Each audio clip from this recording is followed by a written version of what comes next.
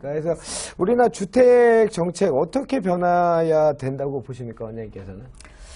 이제 어차피 시장 기능에 의해서 움직일 수 있도록 정부의 개입은 최소화돼야 될 것입니다. 그런 부분에서 지금 정부가 그동안 발표했던 것들을 바로잡는 그 11.3 대책 같은 경우에 그동안 일종의 이제 그 경기 활성화를 위해서 규제를 풀었던 부분들을 이제 바로잡는 제자리로 갖다 놓는 그 상태라고 봅니다. 그래서 정부의 정책이라고 하는 게 시장 관리 정책입니다. 그렇게 하기 위해서는 정보를 제대로 생산해서 제대로 공급해서 제대로 알려주고 제대로 된 정보 가지고 정부 정책을 수립하는 것이 맞는 방향이라고 봅니다.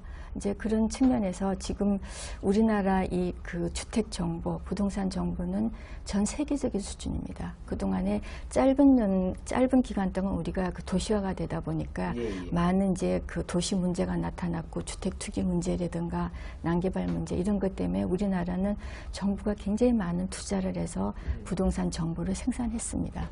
그래서 그 개도국 공무원들이 와서 가장 놀라고 부러워하는 게 우리나라의 부동산 정보입니다. 이제 그래서 양적인 부분에서는 우리가 세계적인 수준이지만 이제 이거를 조금 더 질적으로 전환할 필요가 있겠다. 어떤 부분인가 하면 그동안은 정보를 돈을 들여서 정보를 조사하는 이런 개념의 대부분의 정보가 나왔습니다. 이제 그 나머지는 일부 제도에서 정보를 생산할 수는 있었지만 그것이 그 제도를 운영하기 위해서 접수하는 수준이었지 이걸 가지고 정보 통계를 만들겠다라는 걸로 제도를 만든 것이 아니기 때문에 각 용어 정의라든가 조사 기준이라든가 이런 것들이 표준화되지 않은 것들이 일부 있습니다. 그러다 보니까 이게 굉장히 좋은 정보임에도 불구하고 다른 것과 연결해서 제대로 된 기초 정보를 활용하기 어려운 이런 것들이 많은 것이죠. 그래서 그런 것들이 이제는 정부가 허가를 해줄 때 준공 필증을 내주거나 또는 신고 필증을 내주거나 정부가 공공행정을 할 때 행정 업무를 수행한 그 자체가 바로 정보로 입력되는 걸로 그렇게 가서 거기서 정보가 수집될 수 있도록 하는 부분이 가장 정확하게 또 신속하게 정보를 수집할 수 있다고 봅니다. 그런 부분에서 이제는 제도를 정보와 마인드에 기초해서 다시 좀 리모델링 할 필요가 있겠다. 그래서 각종 제도에서 가지고 있는 조사 기준이라든가 용어 정의 같은 거를 표준화시키는 그런 작업이 필요하고 또 시장 여건이 달라졌기 때문에 그 여건이 달라짐으로써 추가로 필요한 정보들이 있습니다.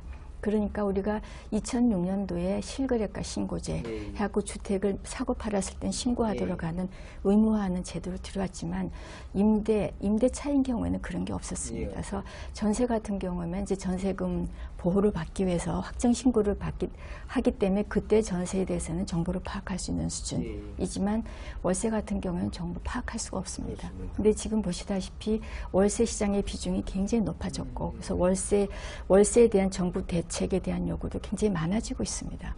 그렇다면 월세 시장에 대한 정보를 정확하게 파악해야 정부 정책도 좀 더 정조준해서 더 합리적으로 더 효율적인 정책을 펼 수 있을 거라고 봅니다. 근데 그 부분이 사실은 그 임대인들이 이자 소득을 이제 과세에 대한 그런 이제 거부감 같은 것들이 있고 번거로움 같은 때문에 임대차에 대해서는 신고가 안 들어오고 있습니다. 월세는.